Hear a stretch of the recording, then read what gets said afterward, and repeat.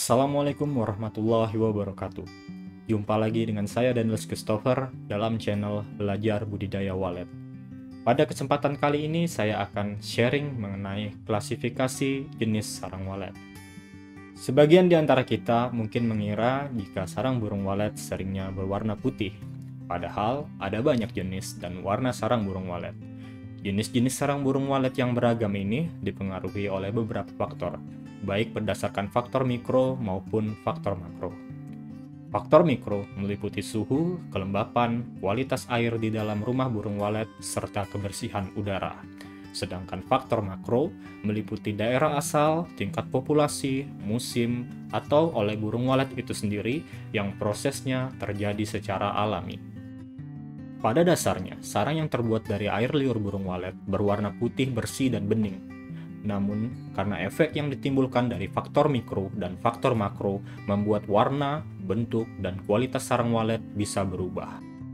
Perubahan yang terjadi pada warna, bentuk, dan kualitas akan berdampak pada harga jual serta manfaat dari sarang walet itu sendiri. Berikut ini adalah klasifikasi sarang walet berdasarkan jenis tempatnya. Sarang walet rumahan merupakan hasil sarang yang dihasilkan di dalam rumah burung walet. Maraknya RBW yang dibangun di beberapa daerah di Indonesia membuat sarang walet rumahan menjadi salah satu sarang walet yang dihasilkan dengan kualitas yang cukup baik, tergantung dari faktor mikro yang ada di dalam gedung serta perlakuan dan perawatan intensif dari petani. Sarang goa merupakan sarang yang dihasilkan dari burung walet yang mendiami habitat asli di dalam goa. Kualitas sarang dipengaruhi oleh kondisi mikro di dalam goa tersebut. Sarang walet goa ada yang berwarna putih hingga berwarna hitam. Selain berdasarkan tempat, sarang walet juga diklasifikasikan berdasarkan bentuknya. Bentuk sarang burung walet mangkok merupakan sarang yang paling baik kualitasnya dan paling mahal harganya. Sarang ini secara alami terbentuk di bagian tengah papan sirip atau bagian tengah dinding goa. Biasanya sarang mangkok dihasilkan dari rajutan burung walet yang telah dewasa. Sarang sudut terbentuk dari proses pembuatan sarang di bagian sudut sirip.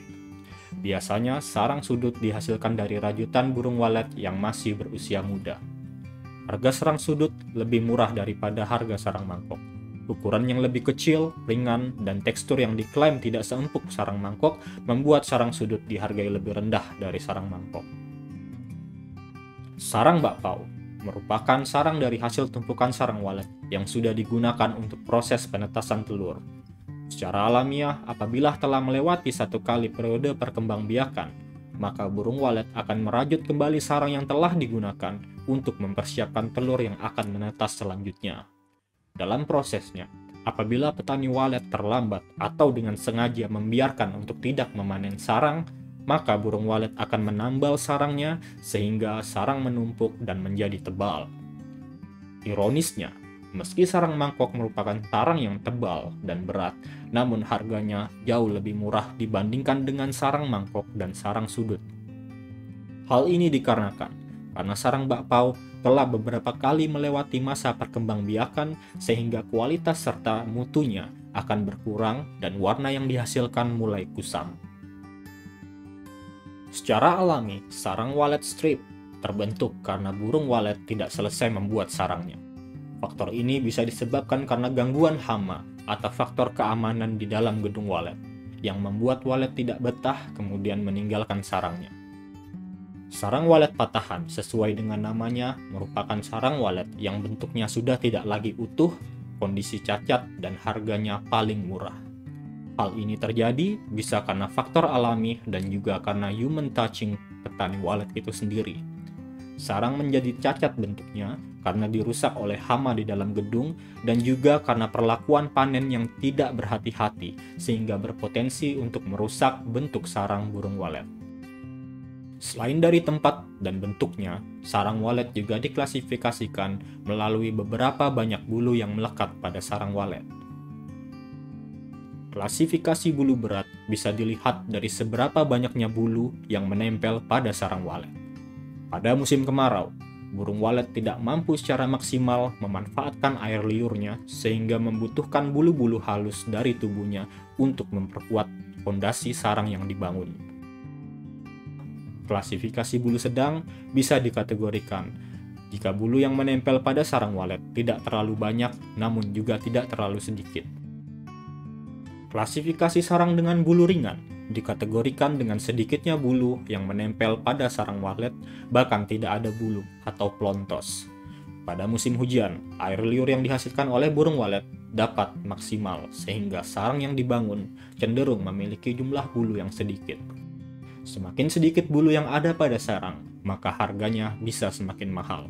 Sebaliknya, semakin banyak bulu yang menempel pada sarang, maka harganya akan semakin murah. Hal ini dikarenakan sarang akan melewati proses pencucian sebelum dapat dikonsumsi. Selain itu, varian sarang walet juga ditentukan berdasarkan warna sarang.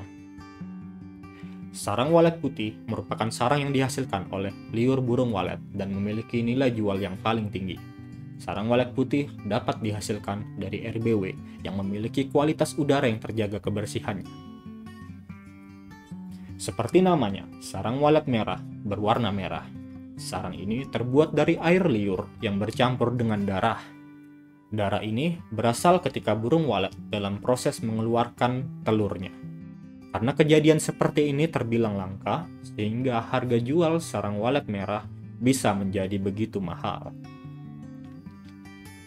Pada dasarnya, sarang yang dihasilkan oleh liur burung walet berwarna putih dan bening. Namun seiring waktu, warna sarang dapat berubah menjadi kekuning-kuningan, bahkan coklat jika terkontaminasi dengan amoniak. Hal tersebut dapat membuat sarang menjadi kotor hingga warnanya menguning. Sarang walet lumut terbentuk karena kelembapan yang terlalu tinggi serta udara kotor di dalam gedung atau goa, sehingga sarang terkontaminasi dan warnanya menghitam karena ditumbuhi oleh lumut. Setelah sarang diklasifikasikan berdasarkan jenis tempat, bentuk, bulu, dan warna, selanjutnya harga jual sarang akan ditentukan melalui sistem grade. Sistem grade mengklasifikasikan tingkatan kualitas serta harga jual burung walet yang dipadukan atas beberapa faktor seperti bentuk, warna, ukuran, bulu, serta kadar air yang melekat pada sarang. Biasanya, pembeli akan memilah sarang dan selanjutnya proses tawar-menawar terjadi hingga kesepakatan harga ditentukan. Baik, demikian video mengenai klasifikasi sarang walet pada kali ini. Semoga dapat menjadi manfaat dan tambahan referensi bagi kita semua di dalam bidang budidaya burung walet. Jika Anda suka dengan video ini, silahkan klik like, komen, dan subscribe untuk membantu agar channel ini terus berkembang. Terima kasih dan sampai jumpa. Assalamualaikum warahmatullahi wabarakatuh.